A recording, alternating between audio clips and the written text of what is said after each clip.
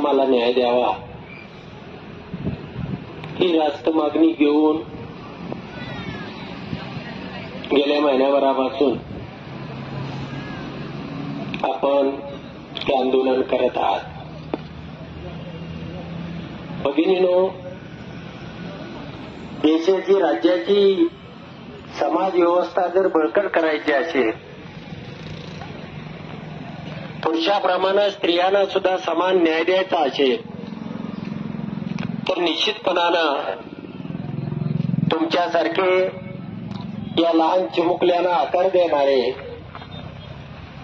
त्यांना घडवणारे, बालवयामध्ये त्यांच्यावरती योग्य संस्कार करणारे, मूल जन्माला आमच्यासारख्याच्या घरामध्ये येतं, पण ते मूल घरातून घेऊन जाऊन त्याच्यावरती संस्कार करून पुन्हा घरापर्यंत आणून सोडणं ही काही छोटी गोष्ट नाही.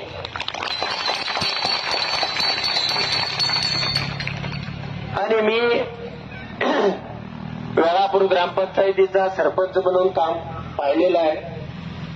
याच पंचायत समितीचा उपसभापती म्हणूनही मी काम पाहिलेलं आहे. माझ्या वेळापूरच्या भगिनी इथं समोरच बसलेल्या आहेत. ज्या वेळेला मी सरपंच होतो त्यावेळेला या भगिनीच्या अडचणी, त्या मुलांना ड्रेस देणं, ज्या काळामध्ये बेंच मिळत नव्हतं त्या काळामध्ये बेंच देणं, रंगरंगोटी करणं, मुलांना आकर्षक वाटेल अशा पद्धतीचं काम करणं, या पाठीमागा उद्देश असा होता की निश्चितपणानं या मुलांना संस्कार करणाऱ्या या भगिनी आहेत, यांना सुद्धा आनंद वाटला पाहिजे, त्यांच्याकडं कुणाचं तरी लक्ष असलं पाहिजे. आणि म्हणून मी उपसभापती असतानाच्याही काळामध्ये तुमच्या मानधनवाढीचा प्रश्न होता, त्यावेळेलाही मी केलेली धडपड निश्चितपणानं तुम्हाला काही ना काहीतरी देऊन गेली. परंतु भविष्यामध्ये तुम्ही काम करत असताना तुम्हाला सुद्धा न्याय मिळावा, सारखं तुम्ही मागणी करावी आणि मग सरकारनं काहीतरी तुकडा टाकावा ही अपेक्षा निश्चितच माझ्या माता भगिनीकडून नाही. आम्हाला सुद्धा सन्मानपूर्वक तुम्ही आरोग्य सेविकेला किती पगार देता, तुम्ही शिक्षकांना किती पगार देता, त्या शाळेमध्ये मुलं किती आहेत, 4 मुलं आणि 3 शिक्षक, लाख लाख रुपये पगार देता. आणि जर ही महिला तुम्ही प्रक्रियेमध्ये नाही घेतली, महिलांना आधार देणारं आणि त्यांना घडवणारं, जशी आपण लहान मुलं घडवतो तसं या महिलांना सुद्धा आपण घडवलं पाहिजे, यांना ताकद दिली पाहिजे. तुम्ही महिला कुटुंबातून बाहेर पडला, तुमचं कुटुंब निश्चितपणानं आनंदी झालं, काय ना काहीतरी त्या कुटुंबामध्ये तुमचा हातभार लागू लागला. आणि अशी कुटुंब निश्चितपणानं सरकारनं यांना सुद्धा आरोग्य सेविकेला तुम्ही 50,000 रुपये देता, लॅब टेस्टिंगवाल्याला तुम्ही 50,000 रुपये देता, आणि मग एवढं कष्टाचं काम करून सुद्धा तुम्ही या महिलांना न्याय का देत नाही, आणि तुम्ही यांना सरकारमध्ये सामावून का घेत नाही. तुम्हाला जर सरकारमध्ये सामावून घेतलं तर तुम्हाला पेन्शन चालू होतील, तुम्हाला सगळ्या प्रक्रियेमध्ये घेतलं जाईल, तुम्हाला या आनंदाचं इतरांप्रमाणे इतरही नोकरीला असणाऱ्या या सर्व्हिसदाराप्रमाणे किंवा नोकरदाराप्रमाणे सगळ्या फॅसिलिटी मिळाल्या पाहिजेत. आणि म्हणून निश्चितपणानं माझ्या या बहिणीनो, मी निश्चितपणानं तुमच्या सोबत आहे.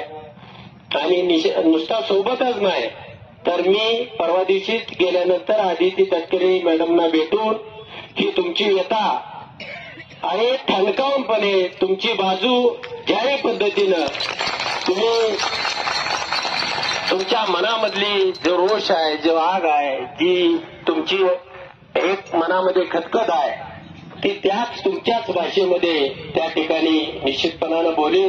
मी गेली 25-30 वर्ष झालं तुमच्यासारखाच उपेक्षित आहे, चळवळीमध्ये काम करणारा, सर्वसामान्य माणसासाठी झटणारा, गरिबाचे प्रश्न असतील त्या ठिकाणी धावून जाणारा, त्यांना मदत करणारा, त्या ठिकाणी जे मला काय फार मोठी सत्ता मिळाली नाही. मी ग्रामपंचायतीचा सरपंच आणि पंचायत समितीचा उपसभापती, एवढीच पदं मला मिळाली, पण निश्चितपणानं त्या ठिकाणी मी त्या पदाला न्याय देण्याचा प्रयत्न केला. म्हणून मी या चळवळीमधून आलेला एक कार्यकर्ता आहे. तुमचे प्रश्न, तुमच्या वेदना याची निश्चितपणानं माझ्याही मनाला, अंतकरणाला, काळजाला जाणीव आहे. आणि जेव्हा केव्हा मलाही संधी मिळेल, माझ्याही हातामध्ये कधी सत्ता येईल, त्यावेळी मात्र तुमच्यासाठी निश्चितपणानं धडक मारल्याशिवाय राहणार नाही, एवढंच या प्रसंगाने सांगतो. आणि या ठिकाणी मी तुमच्या सोबत आहे, तुमच्या बरोबर आहे. कोणत्याही वेळेला मला हाक मारा, मी निश्चितपणानं तुमच्या या कोणत्याही मागणीसाठी, तुमच्या या चळवळीसाठी मी तुमच्या सोबत आहे, एवढंच सांगतो. आणि तुम्हा सर्व बहिणींना मी मनापासून माझा साष्टांग नमस्कार करतो. धन्यवाद.